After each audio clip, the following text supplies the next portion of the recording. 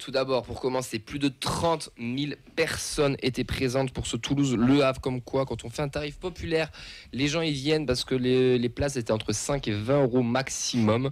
Donc c'était une politique totalement voulue. Les Indians aussi ont brillé en célébrant les médaillés avec un tifo exceptionnel où ils ont fait un portrait de chaque médaillé toulousain. C'était vraiment magnifique. Plus un violet blanc rouge et un message sur comme quoi les dieux de l'Olympe parlent toulousain. Non. Si, ça, exactement. Donc voilà, ouais, c'était vraiment, il faisait beau en plus, on a gagné 2-0, enfin tout était réuni pour que ça soit bien. J'aimerais qu'on s'arrête 30 secondes quand même sur cette tarification. C'est quand même, alors toi déjà qui n'es pas abonné, pour le génial. coup, ouais, voilà, c'est bien, c'est pas cher, tu peux te situer à des endroits où tu vois bien le match en honneur pour vraiment pas cher. Non, je trouve ça super, et tu vois bien que tu as attiré du monde, parce que 30 000 personnes pour un TFC Le Havre, je trouve ça quand même très très bien. Mais je t'avoue que moi quand j'ai vu l'écran qui indiquait qu'on était 30 000, j'y croyais pas, quoi. Être à deux doigts du guichet fermé sur une affiche comme ça, parce que bon, je suis désolé, on va être honnête, c'est quand même pas une affiche. Mais l'affiche pas bandée. On est tous d'accord sur ça. C'est incroyable parce qu'il y a eu plus de monde contre le Havre que l'année dernière contre des clubs comme Lyon etc. Donc c'est quand même un vrai signal. Tarification populaire, ça aide. Mon cher Clément, t'en penses quoi toi?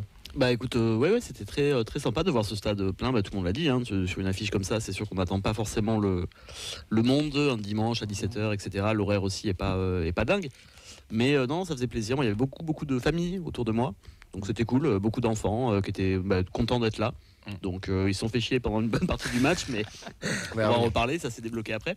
Mais non, ambiance très très sympa, et de où je suis, on s'emmerde un peu, mais on voit très bien les tifos et ça fait plaisir. On avait beaucoup de clubs aussi qui étaient présents, toujours avec sa même tarification, donc c'est sûr que ça aide. J'espère qu'ils vont continuer ça pour des matchs de seconde zone. Vous ne voyez pas une offense contre les clubs comme ça, mais c'est pas des grosses affiches comme l'a pu le souligner tout à l'heure Auxence. Il faut que ça continue. Les gens veulent venir au stadium, et quand on est une famille, quand on paye 5 euros, 10 euros la place, c'est toujours plus facile de mettre 40 euros que quand elle coûte 30 euros. C'est un petit peu plus logique.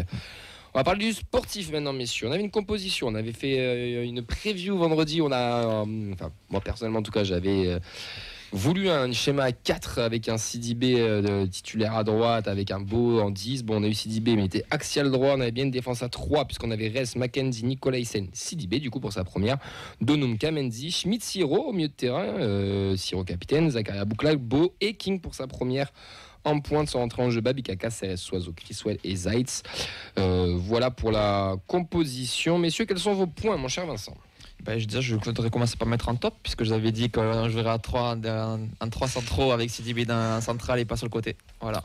Ouais, mais toi tu as voulu me foutre Sidibé à 4 dans l'axe droit. J'ai dit à 3. Oui, vendredi on a eu un débat sur Sidibé à 4 et je t'ai dit non, dans un schéma à 3, oui. Tu m'as dit dans un schéma, on va commencer sur moi à 3, mais je voulais foutre à 4, toi. Oui, non, mais j'ai dit que sur central et titulaire. Oui, et pas 4. Je te retrouve les bandes, tu me parles de 4. Ok. Moi, tu me parles pas. À 3, moi je suis d'accord avec toi, ça peut marcher. Mais moi j'aurais aimé. À l'estac du coup, mes top. C'est vrai, c'est pas foufou. Non. Alors, même à 10, c'est normal. C'est même à 10, tout irait mieux. Mes top, du coup, c'est ça ta question. Tes points. Mais pardon, mes points. Coaching gagnant, et comme d'habitude, pas besoin de jouer demi-temps puisqu'on joue que la seconde. Et le axe est ultra faible. Déjà l'an dernier, c'était pas folichon malgré le fait qu'on n'ait pas pris beaucoup de points contre eux. On n'en a pris aucun. Voilà. Contre eux. Du coup, c'est pas beaucoup de points. Et j'avais un doute si j'avais pas eu un nul sur les deux, c'est pour ça. Et je les trouve toujours très faibles. Et sur un début de saison, c'est inquiétant. Parce que c'est une équipe qui doit prendre des points au début, et t'as déjà fait pour moi un creux, tu peux déjà les mettre dans la charrette. Didier Digard, moi je trouve que c'est pas folichon non plus. Attends, ils ont déjà gagné 2 matchs quand même. Alors certes, c'est quoi c'est les points, on va en parler après. C'est les points de Vincent. Voilà. Auxence, tes points. Moi, je vais m'attarder sur la première ère de jeu qui était très poussive et très ennuyante, et sur une victoire glanée par des individualités, mais quitte du collectif. Ben. L'apport du banc, le double visage comme bien trop souvent, et j'ai trouvé que le trio d'offensif a fait des progrès, même si en face il n'y a pas grand chose. Écoute, moi ça rejoint le dernier point de Ben. C'était le premier, c'était Sidibé, qui est une option quand même plus que crédible, je trouve, dans la défense à 3, donc c'est bien, ça apporte des solutions. Et après, il faudra parler non pas de l'éléphant dans la pièce, mais du lion de l'Atlas dans la pièce. J'ai nommé Zakaria Bouklal. Moi, je n'en peux plus, je le dis. Le Havre, du coup, Vincent, tu les vois dans la charrette? Ouais, sincèrement, je les vois dans la charrette, même si... Parce que, ok, ils ont pris des points avant, mais pour moi, c'était l'euphorie de début de saison. Elle est déjà finie. Attention, Auxerre, ils prennent des points parce qu'Auxerre prend un rouge aussi. Ouais, non, mais de toute façon. Et Sainté, c'était Sainté qui dormait. On va partir sur le fait que, comme l'an dernier, il faut éliminer les équipes. C'est-à-dire que tu vas faire ventre mou, tu le feras même au-dessus si les autres sont plus faibles. Pas parce que tu vas t'améliorer. Tu les battes aussi. Mais pour moi, déjà, tu as battu cette équipe-là, donc tu peux la compter derrière. Malheureusement, Montpellier, pour moi, ça ira aussi. C'est pas fait. Il y a d'autres équipes. Moi, là, on a lancé la saison. C'est tout ce qui compte. Mais le Havre, parce que sur première mi-temps, il y a quand même 10 minutes où on joue. Le début de match. Le début de match, on joue. Hein. Attention, j'ai pas dit non plus que c'était la folie. Je dis on joue. Comme d'habitude. C'est ça. Mais déjà, je trouvais ça ultra faible. Vraiment, c'est le truc qui m'a le plus marqué. J'arrivais pas à voir autre chose. Après, moi, je l'ai vu en télé le match, donc peut-être que pas forcément le même ressenti. Je sais pas. Mais j'ai trouvé ça un peu inquiétant pour eux. Après, bon, on n'est pas supporter à vrai, donc ça va. Mais non, sur le premier degré, je trouvais ça vraiment inquiétant pour eux. Et je trouve que ça va être bon. Et en jouant même pas une mi-temps entière, on a réussi à être supérieur. Et sincèrement, je pense que le premier but, on le marque 10 minutes plus tôt, on peut leur mettre une valise. Tu te souviens de ce que je t'ai dit hier sur le jingle de l'After, où Christophe Galtier nous raconte: nous étions venus avec l'ambition de garder le point qui nous était accordé. C'est chose faite. Le Havre, c'était totalement l'objectif. Ils sont venus chercher le 0-0 et braquer sur un petit contre le petit 1-0. Et d'ailleurs, ce schéma à 3, du coup, vous trouvez ça logique? On a quand même fait l'apport pour poursuivre la preview. On reste dans la logique du coach qui reste à 3, alors qu'on avait une équipe du Havre qui n'était pas avec des grandes ambitions. Moi, je te dirais ouais. Il y a juste le trio offensif qui était pas mal en mouvement, j'ai trouvé aussi. Donc je trouve que tu as cette liberté offensive qui fait que la défense à 3. Et je veux pas manger un point de Clément, mais je trouve que le fait qu'il y ait Sidibé, ça t'apporte une sécurité, que ce soit dans la relance, où moi je l'ai trouvé vraiment très bon. Il m'a fait très bonne impression. Je trouve que tu es solide. Nicolas Hyssen, dans les airs, il a récupéré un nombre de ballons, au moins repoussé un nombre de ballons qui était quand même conséquent. Et Mackenzie, je trouve qu'il il est en progrès, donc je trouve ça bien aussi. Les 3. Après, t'as aussi Cresswell derrière. De créativité quand même dans ce milieu de terrain. Ah, le milieu de terrain, le pauvre Schmitt, déjà il s'est pris une bonne bronca quand même. Ça, on va y revenir après. Mais Schmitt, j'ai trouvé, en fait, je pense, pour moi, il avait une carte à jouer vis-à-vis de Caceres. Et en fait, quand tu as vu l'entrée de Caceres. Mais de toute façon, Schmitt, on l'a toujours dit, alors on va y revenir après. Mais t'allais avoir le ballon et tout. Mais Schmitt, dans un double pivot, n'est pas son avantage. C'est pas sa place. Ouais, il ne court pas, il n'a pas le volume de jeu de Caceres et Siro peut pas être partout. Donc oui, c'est faible. Mais dans une défense à 4 avec un 4-2-3-1, Schmitt peut-être un peu plus haut. Moi, je pense qu'il pourrait être plus en valeur déjà. Ou dans ce schéma à la place de Siro. Non plus, non, pas dans ce schéma. Non, mais je veux dire, Schmitt, non. Là, à la place de Caceres, c'est pas possible. Ah non, double pivot, Schmitt, il n'a pas le volume de jeu. Mais je pense que ça serait il a mis Siro dans la merde aussi. Je pense que c'est pareil. Je pense que c'est la même chose. Mais c'est pas à faire, dans tous les cas, c'est pas à faire. Oui. Après, oui, il a mis Siro dans la merde. Je trouve que Siro a eu du mal quand même. Vas-y, pardon, fini. Finito. Non, c'est surtout que par rapport à un milieu à 2, comme on le dit, il faut quand même, ça nécessite 2 milieux de terrain qui galopent, et c'est vrai que Schmitt physiquement c'est un petit peu délicat, quoi. Moi je trouve que c'est de mettre en difficulté le joueur, de le foutre dans cette posture. Après, alors, le problème c'est que tu n'as, il jouera plus sinon. Mais si, mais dans un autre schéma tactique, pas dans ce schéma-là. Ouais, mais est-ce que tu peux changer de schéma pour lui? Est-ce que c'est un joueur suffisamment clé pour changer un schéma pour lui? Non, parce que non, pour moi, tu dois le changer pour Beau et le foutre en 10 Beau. Il l'était un peu là. Mais ils étaient très beaucoup en mouvement. Oui, mais en fait, pour moi, si tu ne changes pas de schéma sur un match à la maison contre le Havre, je vois pas quand est-ce que tu vas changer de schéma. C'est exactement ce que j'ai dit vendredi, je te rejoins. Et du coup, le coach a raison, on a gagné de toute façon. Donc voilà. Enfin, ouais. Si, le coach a raison, on a gagné. T'as quand même joué à 12 parce qu'il y a quand même un sacré joueur qui s'appelle Poteau Droit qui est quand même méga important. 13 si Desmas, tu le comptes pour côté TPC aussi. La sortie est catastrophique. Ouais. Clément, un avis sur ça ou on peut enchaîner? Rapidement, juste, moi je suis pas certain qu'un Schmitt, même plus haut, en tout cas en l'état actuel des choses, nous aide beaucoup parce que vraiment, pour moi c'était flagrant, il joue à 2 à l'heure. Il fait tout à 2 à l'heure. Ouais. Non mais pour moi c'est pas je pas rapide. Hein. Pour moi là c'est pas une question de positionnement, c'est un contrôle, se retourner, ça lui prend un temps. Je sais pas si c'est physique, si c'est qu'il est pas bien, si c'est qu'il a besoin d'enchaîner, je sais pas. Mais en l'état, Schmitt c'est quand même compliqué. Et en effet, en plus le mettre dans ce schéma-là, c'est le mettre en difficulté. Donc pour l'instant, j'ai un peu de mal à voir comment il peut franchir un palier et s'installer dans cette équipe, quoi. Parce que même s'il y a un défaut de positionnement, il y a quand même un nombre de pertes de balles et de passes non appuyées contre le Havre. En première mi-temps, chaque ballon qui touchait, c'était perdu, quoi. Donc, bon, 50%. Là, je peux comprendre qu'il y ait peut-être un défaut de positionnement par rapport à ses qualités et à son physique, mais là, quand même, c'est le b.a.-ba du milieu de terrain, quoi. Donc, appuyer ses passes. Donc, bon.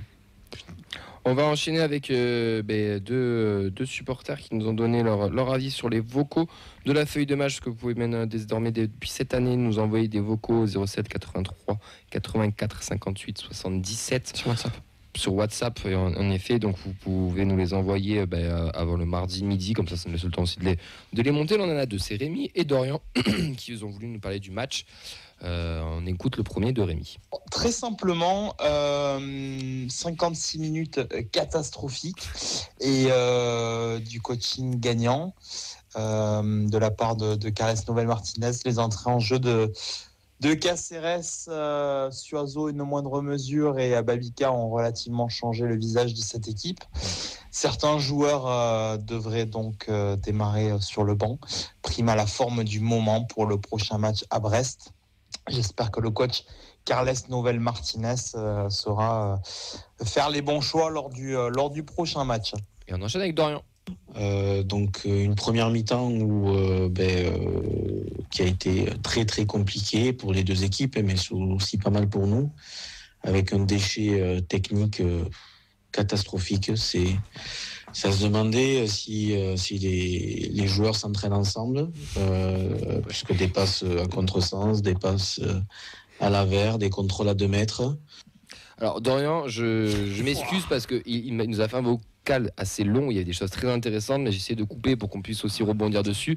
Mais en gros, il continue son truc comme quoi il dit que c'est compliqué et que techniquement il a dit quelque chose de pas bon. Mais est-ce qu'on peut lui donner tort ? C'est ça. Est-ce qu'on peut lui donner tort ? Il y a eu un nombre de passes dans le dos des joueurs en première mi-temps. Comment on l'explique ? Manque de qualité technique, manque d'automatisme, de collectif, d'adaptation des nouveaux joueurs. C'est ça chaque année. En début de saison. Ouais, mais bon. Combien t'as de nouveaux joueurs Déjà, King, Schmidt, c'est un peu nouveau aussi de commencer. Sidibé derrière, Donouma piston gauche. Tu m'as convaincu. Super. Convaincu, ok. Rémi aussi qui dit qu'on s'ennuie pendant 56 minutes. Quand tu vois, moi j'étais au stade et quand tu vois la première mi-temps, je pense que les gens d'honneur ils se sont pas levés 50 fois. Hein. Pourtant, on vous a demandé un virage de vous lever. Ouais, mais plutôt en deuxième. Il me semble. Mais non, il a raison. Moi, je pense que. Et moi, j'ai un grand sage qui m'a donné une théorie comme quoi Carles ne jouerait que 25 minutes. Et je pense que ce grand sage a encore une fois raison. Oui, Vincent, c'est toi.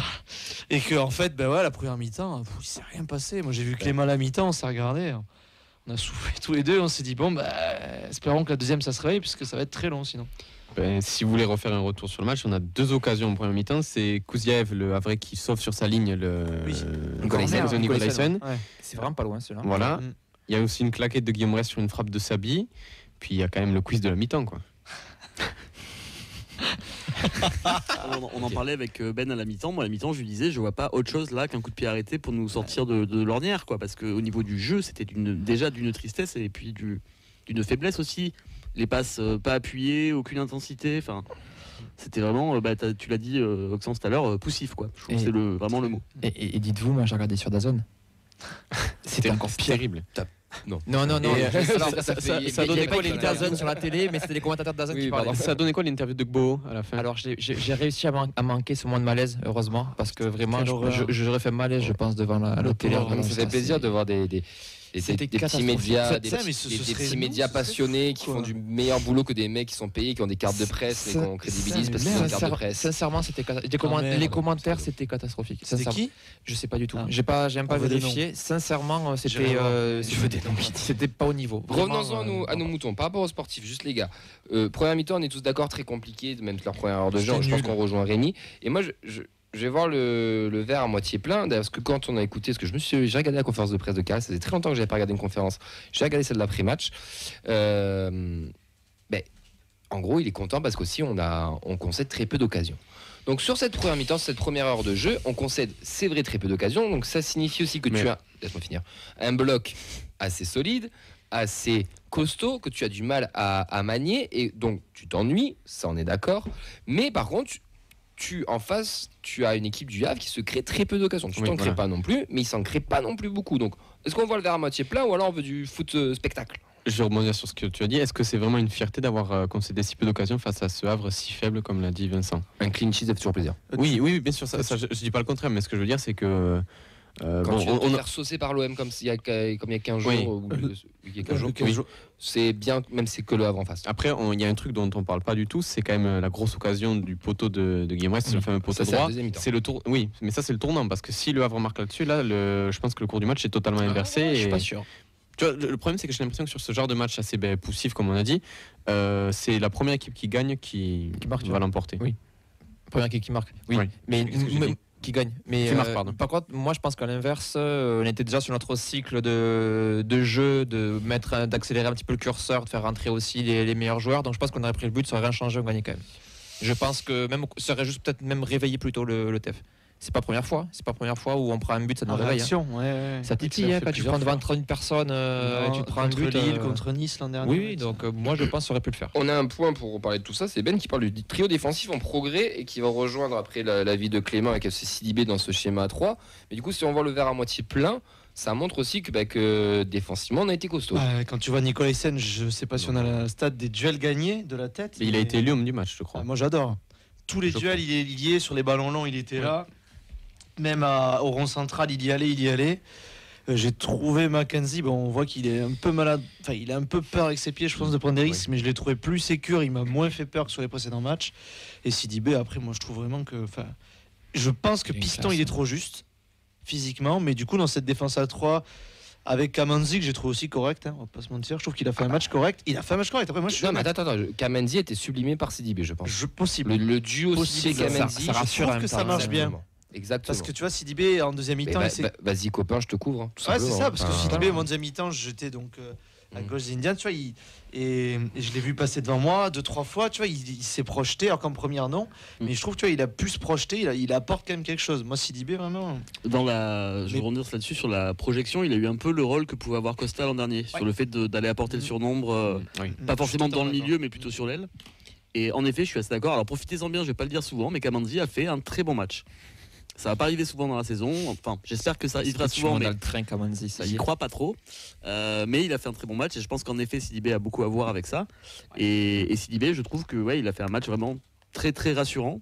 Et il se pose, je trouve, en option extrêmement crédible pour peut-être même passer devant Cresswell. Ou Cresswell mangerait comme Mackenzie. Moi, je l'ai trouvé beaucoup plus rassurant que Cresswell, notamment sur ces dernières sorties où c'était un peu. Cresswell, faut pas le tuer les amis de Marseille. Non, mais il est plus compatible pour que Kamanzi puisse être aussi bon, je pense. C'est pas du luxe d'avoir 4 titulaires pour 3 places. C'est ce qu'il faut. Et pour le coup, il claque vraiment un gros match, Sidibé. Il s'est même permis des petits gestes techniques de qualité. Moi, je l'avais juste devant moi. Vraiment, je l'ai trouvé impressionnant. Mais après, je sais pas si on l'a recruté pour jouer là. Sur la ligne. Et je sais pas si on l'a recruté en fait pour jouer en position vraiment de latéral ou si on l'a recruté pour piston, je pense. Il est meilleur piston de toute façon. Mais dans une défense à 4, il courrait peut-être un peu moins. Moi, je la défense à 4, je vous jure que sur des matchs comme ça, j'aurais aimé faisant le deuil de défense à 4. Et notre piston gauche. On va revenir après sur les prestats individuels. On parle plus du général du match. On a des réactions et après on va partir sur la deuxième mi-temps, qui est quand même un autre visage. Des réactions globales sur le match. Accueillant 81 sur Twitch. J'ai eu très peur après la première mi-temps. Par contre, on a un vrai banc. J'ai quand même bien aimé le choix de laisser la plupart des internationaux au repos, même si leurs remplaçants n'ont pas marqué de points pour la plupart. Thierry qui souligne aussi le Schmidt qui était très faible. On en parlait un petit peu tout à l'heure. Nils qui nous parle du volume de jeu de Siro qui n'est pas tout le temps phénoménal. Donc avec Schmidt et Siro, ça marche vraiment pas. Avec ACRS, c'est moins pire, mais c'est pas forcément incroyable. J'essaie de voir un petit peu d'autres commentaires. Accueillant qui va sur le Havre qui sortait de 2 victoires d'une défaite. On n'avait pas encore gagné de la saison, donc on joue aussi avec la trouille pour expliquer cette première mi-temps. Babac sur YouTube nous dit qu'on est un peu hardcore, qu'après un match ça se passe souvent comme ça, un rythme pas très élevé, dur de déséquilibrer, mais en seconde mi-temps les différences de niveau se révèlent davantage. On est sur le bon chemin quand même. Et on souligne ensuite la bonne performance de Kamanzi de la part de CC Tolosa et de Thierry sur Facebook. Pour notre jouer avec la trouille, le coach d'ailleurs le dit en conférence de presse, il a dit la différence s'est faite dans la tête. C'est-à-dire que c'est ce qu'il a dit aux joueurs à la mi-temps, c'est dans la tête qu'il faut qu'on débloque, c'est dans la tête qu'il faut qu'on se lâche un peu plus. Et c'est ce qui s'est passé en deuxième mi-temps, messieurs, mais il y a quand même un facteur qui est non négligeable en deuxième mi-temps, c'est qu'il y a 2 entrants, 3 même, on peut mettre, mais il y en a 2 particulièrement qui ont crevé l'écran. 3, je suis d'accord avec toi, mais 2 particulièrement avec ACRS et Babika. Qui rentre, et ça viendra sur un point après de Clément aussi sur Abouklal, mais ces entrées nous font du bien, changent un petit peu la physionomie, Fred parlait de la dernière fois de longs ballons face à Marseille, qu'on tentait des longs ballons. Ben là, le but, Nicolas Hyssen, c'est une longue ouverture sur Babica avec une sortie cataclysmique d'Arthur Desmas. Il n'était pas trop dans son match. Il était catastrophique. Et cette sortie-là, moi je vous l'ai dit, après Nantes, on ne tombera pas sur des Lafont qui vont sortir 7 parades tous les week-ends. Là, typiquement, Desmas, il est pour lui. Alors, Babica, il faut la mettre, hein, attention. Je ne dis pas le contraire, il faut la mettre. L'angle est fermé, il est magnifique son but, mais l'autre, il part au pâquerette. On revoit le ralenti de la course. En fait, il est déjà sorti, donc il est suffisamment en avance pour entamer sa sortie, mais au lieu de partir tout droit pour couper l'axe du ballon, parce que réellement, il est en avance. Hein. Vraiment, Desmas, c'est vraiment en avant. Même si Babica est rapide, Desmas, c'est vraiment en avant. Il se dit, j'ai plutôt coupé la trajectoire de Babica, donc il change de trajectoire, il repart sur la gauche, et c'est là du coup qu'il devient trop court, parce que finalement le mètre ou deux d'avance qu'il avait sur Babica, il le perd, puisque Babica, lui, dans sa trajectoire à lui, donc il n'a plus qu'à faire le piqué. Après, il est magnifique, mais je pense que vu la sortie foirée, si Babica contrôle, fait une passe dans l'axe, il y a but aussi. S'il essaie de le crocheter, il y a but aussi. Sincèrement, dès la sortie, c'était fini, et je crois 10-15 minutes avant, il fait une relance cataclysmique où je crois que c'est la fameuse talonnade de King. Hein. Oui, la talonnade de King, où c'est Boucal qui récupère le ballon. C'est horrible. Mais après, bon, il a son match, ça arrive. Je sais pas ce qu'il a fait les autres matchs. Ça rejoint ce que tu disais en début. Le Havre, c'est faible. Le Havre, c'est en dessous de nous, point barre. Et on a fait le match qu'il fallait. Alors oui, c'est vrai qu'on sait, parce que je reprends le commentaire comme quoi il dit qu'on est hardcore. Non, je trouve qu'on n'est pas hardcore. C'est le Dorian qui nous a dit qu'il était un petit peu dur peut-être sur la première mi-temps, mais on a fait un match de Ligue 1, c'est-à-dire un peu moyen, où on a été très solide défensivement, et après on a su exploiter les faiblesses en face du Havre. Et cette faiblesse-là, ça s'est joué dans le dos de la défense avec Babica et des sorties un petit peu compliquées de notre Arthur Desmas. D'ailleurs, vocal numéro 2 de notre ami Dorian. Un Babica qui change le match par son entrée, qui provoque, qui a une très bonne entente avec Beau, qui se trouve bien, qui joue à une touche de balle, qui met de la profondeur, et qui du coup dynamite un petit peu cette équipe, et puis une rentrée aussi, j'ai trouvé fantastique, de Cáceres, qui a récupéré un nombre incalculable de ballons et qui a fait très très mal au Havre. Je voudrais revenir sur ces 2 points. L'entente Babica Agbo, tu le vois dans les vestiaires, après il parlait des lunettes. Déjà, je trouve ça se ressent sur le terrain. C'est copain, oui, ça se sent vraiment. Et en effet, l'entrée de Cáceres après Schmitt, fallait se mouiller la nuque, quoi. Cáceres, il a couru, je le voyais courir, je me putain, c'est ça, milieu de terrain, quoi. Tu le voyais, il se déplaçait, il récupérait. Pas les crêpes dimanche. Il bougeait. Moi non plus, je l'ai pas eu, ma crêpe. On était où hier soir, mec? On était à Fenouillet pour un match de FSGT. Non, et donc du coup. Elle était gratuite, je suis désolé. Non, mais j'aime bien. Et quand c'est Nathan, j'aime pas, par contre. Coucou. Et et donc Cáceres, je trouve son entrée, il se déplaçait. Dès qu'il donnait le ballon, étonnamment, il faisait 3 pas. Et ce qu'a pas pu faire Schmitt, physiquement ou mentalement, je sais pas. Mais je trouve son entrée, elle est incroyable. Franchement, il t'a dynamisé de milieu de terrain. Et je trouve qu'il a. J'arrive pas à savoir si c'est Schmitt qui a l'inverse de bonifié, c'est quoi? Pourri Siro, ou Cáceres qui a bonifié Siro. Mais je trouve qu'on a eu un Siro différent côté Schmitt et côté Cáceres. Ce qui était vraiment parlant, c'était instantané, quoi. Il n'y a pas eu 2, 3, 5 minutes où il rentre dans le match, pour faire 1 ou 2 erreurs ou quoi. C'est dès la première action, c'était plus du tout le même visage, et c'était vraiment criant, quoi. Ça sautait aux yeux vraiment. Et ça, c'est vraiment dur pour Schmitt, je trouve. Babica, il y a quelques semaines, je dis, il a tout le profil d'être chouchou, souriant, gentil, il parle bien, il est efficace, il marque. Il a le profil du chouchou. Et il propose autre chose qu'une certaine personne. Non, en vrai, je voulais rebondir d'abord sur Cáceres. Cáceres, je me demande si c'est pas en train un peu de devenir notre patron du milieu de terrain. Totalement. Le mec qui met tout le monde d'accord en rentrant et qui remet l'équipe à l'endroit, parce que c'est littéralement ça qui s'est passé. L'équipe jouait un peu à contre-courant, disons. On tentait des ballons longs, c'était pas forcément très concluant, et son entrée a vraiment changé le match. Moi, je trouve qu'il prend vraiment cette saison, en tout cas, une dimension qui peut être très intéressante, et qu'il est de plus en plus complémentaire avec Schiero, ce qui n'est pas le cas de nos autres milieux de terrain dans l'effectif, en tout cas ceux qu'on a vu jouer jusqu'à présent. Et c'est bien parce que c'est vraiment dans ce rôle-là qu'on attendait aussi Cáceres, prendre le flambeau laissé vacant par Spearings également l'an dernier, et vraiment devenir le patron, notre petit Gattuso à nous, qui met des coups, qui court partout, qui compte pas ses efforts. Moi c'est le genre de joueur que j'adore, qui sont discrets, qui l'ouvrent jamais, mais tu vois là une différence réelle entre s'il est là et s'il est pas là. Puis depuis son but l'an dernier, il a aussi pris une autre dimension aussi. Il a encore plus confiance en lui. Puis le fait qu'on lui enlevait Spearings des pattes, qui était un peu son concurrent, ça libéré. Il a mangé quand même. Mais Caceres, il a pris un bel accueil quand il est rentré. Caceres, Siro, ça marche. Et d'ailleurs, en parlant de bel accueil, les gens qui ont sifflé Schmitt n'en venaient plus au stade, les gars. Je trouve ça triste. C'est un joueur de chez nous, on n'a pas à siffler alors qu'il fasse une mauvaise prestation, il n'y a pas de souci, mais ne faites pas ça. Oui, puis ne faites pas ça. Il est mauvais, il triche pas. Non, mais non. Voilà, il a donné ce qu'il avait donné. Après, avec ses et on a eu pire que lui sur le terrain. Ah oui, il y a eu pire sur le terrain. Oui, pardon. Super transition pour Clément. Oui. Babika qui rentre, qui fait du bien, 3 fois sorti du banc, 3 buts. À côté, on a un certain Zakaria Bouklal qui est titulaire, qui est un petit peu pas en déclin, mais qui lui manque son but pour se redonner un petit peu confiance. Clément, tu voulais nous parler un petit peu de Zach.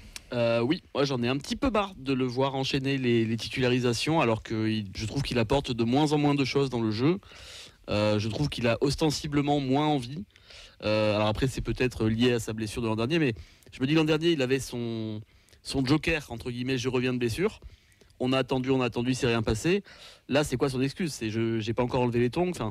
Et au niveau de l'attitude, vraiment, je trouve que c'est très compliqué, quoi. Des fois, tu as l'impression qu'il se cache un peu sur le terrain.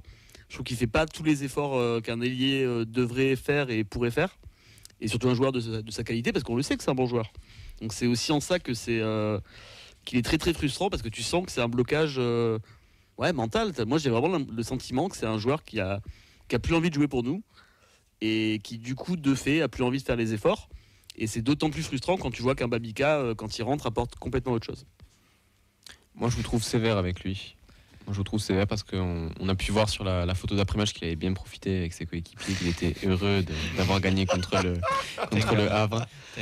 Non mais je suis désolé, mais c'est la vérité. Et le problème c'est que, pour être plus sérieux, c'est le reflet de sa mentalité égoïste, et comme tu l'as dit, je te rejoins pleinement là-dessus. C'est un joueur qui a plus envie de jouer chez nous, et comme depuis des mois, l'attitude prend le pas sur les performances sportives, et j'attends juste qu'il parte, moi, très honnêtement. Non, mais c'est vrai, je suis désolé. C'est dur quand même. Ben non, mais je suis désolé. Je le défendrai après. Non, mais moi aussi, donc vas-y. Okay. Je pense non, moi, sur le côté Isca, je suis d'accord, parce que tu as eu 2-3 centres copier-coller, et il était toujours au second poteau. Putain, mais viens couper premier, il n'y avait personne. Et tu le vois, je sais pas s'il se cache ou si, vu qu'il joue avec des mecs qui ont le même que lui et qu'il comprend pas pourquoi et qu'il n'arrive pas à connecter, je suis désolé, mais t'as 3 fois le même centre, putain, mais tu fais 3 fois l'appel au second, mais viens couper. King, je sais pas si Babika était déjà rentré, mais putain, tu essaies de varier tes appels, d'être là au second, là, et d'applaudir quand la passe est faite. Et il y en a un centre qui lui arrive et il le vendange complètement, quoi. Et il fait une frappe d'enfant de 4 ans. Je suis désolé, hein, mais moi j'en peux plus non plus. Moi j'aime pas le voir. Il paraît qu'il part à Montpellier cet hiver. Je sais pas si j'ai cette information. Mais non, j'aurais préféré le retour de Delors, je vous le dis. Sur l'échelle. On a les bandes, c'est bon. Non, je vais le défendre parce que je vais mettre à sa place 2 minutes. C'est un type qui, avant sa blessure, était la star du TEF avec Dalinga peut-être. Il fait partie de cet héritage-là de la saison d'avant, et sur la victoire en Coupe de France, etc., etc. Il se blesse, le monde continue sans lui. Il revient, il est relégué vraiment au second plan. Puis quand tout allait bien, tout allait bien. C'est-à-dire que vraiment, il lui fallait une occasion pour marquer. Maintenant, il va y avoir 25. Le dribble qui a réussi du premier coup, la première fois, maintenant, il va le rater systématiquement. Il y a une question de confiance. Il y a une question aussi de... Enfin, c'est un attaquant, donc aussi il y a le côté égoïste où tu as envie de stater. Donc tu rentres au vestiaire, tu sais que tu as fait un match moyen, que tu n'as pas réussi à marquer, et qu'en plus à côté de toi, tu as ton concurrent qui lui plante but sur but. Je comprends que tu fasses la gueule. Si 3 heures après, tu es en train de déconner avec eux, il n'y a pas de souci. On ne connaît pas, c'est une image arrêtée, c'est un moment d'aller vestiaire. Puis ça aussi, il faudra reparler des images dans les vestiaires, surtout après un match. Oui, c'est toujours lui, mais c'est un compétiteur. S'il marque la semaine prochaine, s'il faut, il va enchaîner les bonnes perfs et tout ira bien. C'est un profil dont on a besoin, et c'est une chance de l'avoir aussi, même si après il y a l'extra-sportif à gérer, il y a l'ambiance dans les vestiaires, et surtout, il a perdu tous ses copains aussi. C'est dur de se retrouver. Après, je voudrais juste aller sur un dessus, vas-y, parle. Est-ce que Zakaria, le joueur, a-t-il changé ? Non, c'est le même Zakaria, mais je l'ai jamais aimé. Est-ce que le football il a changé? Non, mais t'en sais, mais c'est le même joueur, sauf qu'il se tasse moins. Après, oui, mais pour moi, ton problème, il avait les mêmes défauts. Oui, mais quand tu as ce comportement-là, il a perdu des choses qui faisaient sa qualité, la vitesse. On l'a vu plein de fois. Retour de blessure, il faut 1 an et on n'a pas fait les 1 an encore après sa blessure au genou. Moi, je pense que ça, il a encore du mal à revenir. Mais tu vois, je suis rarement d'accord avec les commentaires sur les violets, mais j'ai vu un mec qui disait, s'il a besoin de temps, le fait pas jouer, le moins jouer. Fais-le rentrer. On va le sortir de l'équipe s'il a besoin de temps et qu'il est pas prêt. Moi, le problème, c'est que quand tu as ce comportement-là sur le terrain, quand tu states, on peut passer des choses. Oui, mais il y a une question de statut aussi, les gars. Plus grand chose. Mais moi, je suis pas d'accord. Moi, je trouve qu'il apporte quand même sur le terrain. Je trouve qu'il envoie des courses quand même. Il envoie du jeu sans ballon. Il pèse sur l'adversaire. Il pèse sur l'adversaire. Il a toujours un mec, voire 2 mecs sur lui. Et ça, mentalement, tu uses. Et je pense que. Après, je vais vous poser la question. Mais est-ce que Babika doit remplacer Zakaria Aboukhlal sur les prochains matchs en tant que titulaire? Moi, je vous le dis honnêtement, on va y partir. Mais moi, je ne sais pas parce que je pense que Babika aussi profite de tout ça. Après, sur la forme du moment, Rémi l'a dit, il faut faire jouer les joueurs en forme. Babika est en forme. Il va quand même gagner. Je pense qu'il va quand même y aller. Peut-être y aller au bout d'un moment, mais sortir Zach, c'est dans ton vestiaire, c'est quand même ton plus gros salaire. Tu ne sortiras pas Zach, tu vas sortir Magri ou King et tu vas jouer avec une attaque à 2. Moi, je sais pas. Après, moi, Zakaria, je trouve qu'on est très dur avec lui parce qu'il a une certaine mauvaise image aussi. Mais donc, il se le cherchait, je suis désolé. Mais... On s'en branle de tout ce qui se passe à côté. Mais sur le terrain, je te promets qu'il fait du sale boulot aussi, mais on le voit un peu moins. Mais du coup, en plus, comme il marque pas à côté, c'est compliqué. Et à côté, t'as un, il arrive, il a le grand sourire, il est trop content, il est trop gentil, et en plus, il plante. Désolé d'apprécier un joueur comme ça. Je suis pas du contraire, mais. Le mec, il t'envoie quelque chose. Tu sens qu'il est content d'être avec toi. Il fait du taf. C'est pas la même. Je sais, mais j'ai du mal. Il a la haine. Non, j'aime pas les ailiers, Ben. Si, j'ai bien Babika. Non, pour revenir sur un point un peu plus sportif, est-ce que justement ce serait pas aussi une manière de le piquer dans son orgueil, de le sortir? Totalement. Alors, moi, je suis pas sûr que ce soit le genre de joueur avec qui ça marche. Je suis assez d'accord. Moi, je pense que tu vas le braquer. Tu peux me faire jouer, ok. Alors, si c'est ça, l'institution est au-dessus du joueur, tu dégages. Point barre. Donc, si le coach il décide de te foutre sur le côté parce que t'es pas bon, que c'est la forme du moment, tu vas sur le côté. Il est quand même pas con. Il le voit que le mec qui rentre, il plante à chaque fois. Oui, mais qui dit que c'est pas Magri ou King qui va être sacrifié pour pas blesser. Pour le moment, les deux, Magri et King, il y en a pas un qui fait. C'est compliqué aussi, donc ça pourrait être ça. Mais la vraie question, Babika doit-il être titulaire ou alors on le garde en super sub? Parce que la question se pose quand même. Est-ce qu'il va vraiment. Regatta a toujours été un super sub. Dès qu'il a été titulaire, c'est toujours été compliqué. On parle d'une autre époque.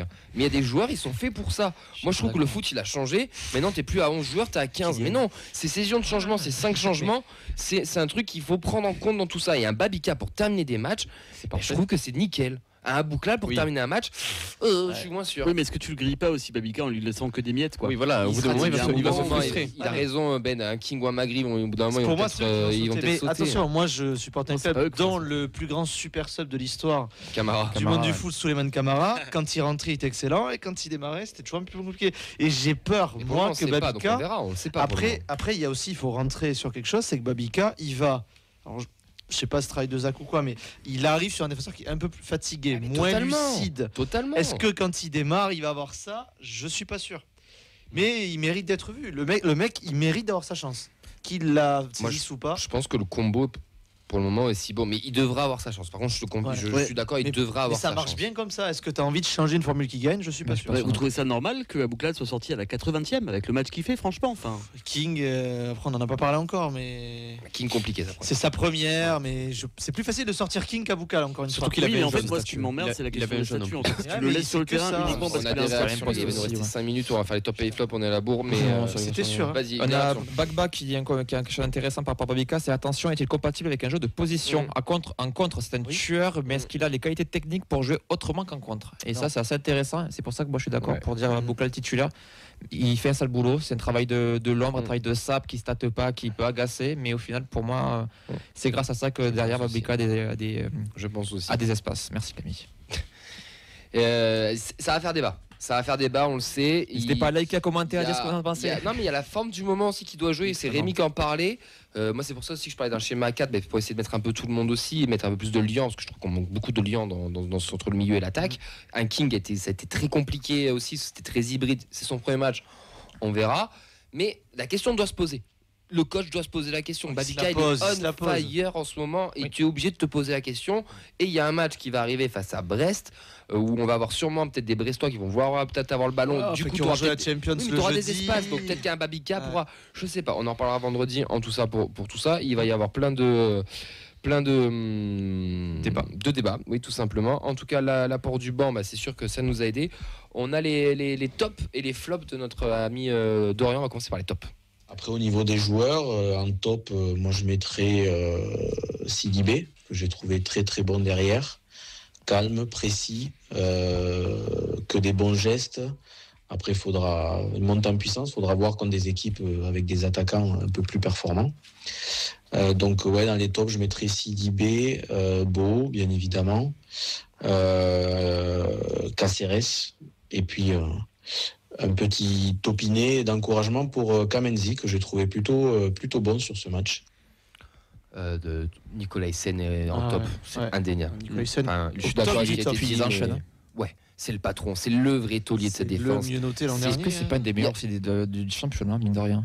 Je suis pas trop. Non, je dis un des meilleurs, c'est pour moi c'est top 10. Je veux dire. Depuis l'an dernier, c'est le défenseur central. Il y a des débats sur Twitter quelle est la meilleure recrue de Redbird. Tout le monde parle de Branco. Moi, je trouve que Rasmus, il est devant. Il est sous-coté, mais d'une force terrible. Tant mieux, moi j'adore jouer. Mais tant mieux parce qu'il est toujours à Toulouse. Tant mieux. Je sais pas ce qu'il fait encore chez nous, très honnêtement. Je flotte pas beaucoup de maillot, mais lui, c'est mon joueur chouchou. Peut-être que j'adore. J'adore le casino, donc. Allez, on met sur Abouklal, on doit mettre sur Nicolas Hyssen aussi, on met sur tout le monde. Je suis désolé. On t'adore, Nico, t'inquiète. Toujours mis sur le rouge. Allez. Les tops, vous êtes d'accord ou on en rajoute? Il nous a cité Sidibé, Beau, moi je rajoute Nicolas Hyssen. Oui, Caceres, Babica, les rentrants. Le coaching de Novel. Lucas, il l'a cité aussi. Et ben justement, le coach alors, fais-moi les flops et après on envoie un autre truc parce que vous allez voir ce qu'il nous dit Dorian. Au niveau des flops, je vais mettre Schmitt. Schmitt, c'est plus possible. Ce joueur n'a pas le niveau pour jouer en première division française. À un moment donné, il faut voir les choses en face. Un joueur dont on a beaucoup d'espoir, mais ça fait trop longtemps qu'on a d'espoir en lui et maintenant, il faut arrêter de se voiler la face. Ce joueur ne doit plus être titulaire, plus du tout. Et après King. Bon, King, lui, c'est son premier match, donc on va être patient. Mais il a été complètement perdu, très faible techniquement, j'ai trouvé aussi très très faible. Et puis Abouklal qui a vraiment la tête au fond du seau. Schmitt, Abouklal, King, ça vous va? King, c'est dur.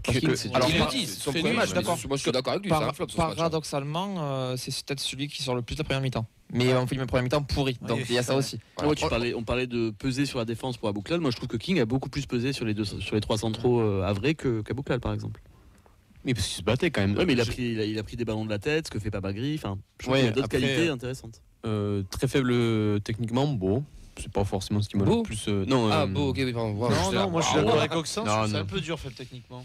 Ouais, franchement. Et Dorian, il a sorti la sulfateuse. Je vous le dis, encore j'ai coupé les passages parce qu'il y a 3 minutes de vocal. Je trouve qu'il y a quand même quelques ballons où tu relances assez long et il a quand même à te le garder, à te le rendre. Je trouve qu'il a un peu fait du bien sur ça. Je suis sûr que King peut jouer bien. Il s'est posé une question sur le coach. Il nous reste pas longtemps avant les 3 minutes de bonheur. En plus, d'ailleurs, restez avec nous. Il s'est posé une question sur le coach. Top ou flop d'ailleurs? Et puis, je suis plutôt mitigé sur le coach. D'un côté, c'est un top parce qu'il fait des changements tôt et en nombre qui changent le match. Donc, c'est bien. C'est plutôt même très bien. Et de l'autre côté, je me dis, sa composition de départ, au vu de la première mi-temps lamentable, elle n'est pas bonne, quoi. Elle n'est pas du tout bonne. Donc, plutôt mitigé à ce niveau. Il se pose la question. Est-ce que c'est pas plus les hommes que le schéma à débattre? Est-ce que c'est pas plus les hommes que le schéma? Moi, je pense que le schéma joue aussi avec les hommes. Je pense qu'avec l'équipe qu'on avait, franchement, je vois pas qui c'est qui peut mettre. Donc, moi, je pense qu'il fait une compo exprès comme ça. Et surtout que t'as tes deux âmes sud qui, je pense, reviennent un peu tard, donc tu peux pas les faire démarrer. Il savait qu'il y avait 1h30, quoi. Il se pose la question. Il n'a pas dit que c'était un flop. Il a dit il est mitigé. Moi, pour moi, Carles a fait changement au bon moment quand il fallait, il a su réagir. Surtout, je pense qu'on est mené mi-temps, il fait changement à la mi-temps. Oui, je suis d'accord. Moi, je pensais que Schmitt sortirait à la mi-temps, perso. Clément? Ouais, non, moi je trouve que c'est un peu dur, on l'a dit. Voilà, moi ce que j'aime bien chez Carles, c'est qu'il arrive à se rendre compte qu'il s'est trompé et il a pas d'ego par rapport à ça. On fait 3 changements d'un coup qui rebattent complètement les cartes. Le seul truc qu'on peut lui reprocher sur ce match, c'est Schmitt titulaire à la limite. Mais s'il l'a fait, c'est qu'il doit y avoir des raisons aussi. Et Zeitz n'a pas commencé. Zeitz a été recruté pour pallier justement la peur de que Schmitt soit pas à la hauteur. Donc pour le moment, le recrutement, on n'a pas vu Zeitz, mais donne raison vu la presta. Mais moi, je vous jure, Schmitt. Enfin, moi je l'ai dit l'année dernière, Schmitt ça doit être le mec que tu mets sur ta feuille de match en premier. J'ai dit ça en fin de saison. Le pauvre il se fait défoncer. Il a des qualités, mais pas dans un schéma A2, A3. Et ça, j'en reste persuadé. Après, je suis désolé, quand tu as la chance de saisir ta titularisation, c'est la première depuis un moment, et que tu mets cette envie-là. Pas le volume de jeu. Mais au bout d'un moment, il a mis ce qu'il pouvait, c'est ça qui est triste. Je pense, mais le problème, c'est que. Pas dans ce schéma, Oxen. J'en suis sûr que dans ce schéma, ça ne marchera jamais. Il a grillé une cartouche. Oui, non, mais bien sûr. Et par la coiffure. Et je rebondis sur ce qu'on a dit, on n'a pas trop parlé de la recrue slovène, Zeitz. Parce qu'on l'a pas vu. Enfin, 5 minutes, 10 minutes. Il touche un ballon apparemment. On en parlera plus tard, non, peut-être. Oui, parce que là, il n'y a plus le temps. On va le découvrir prochainement.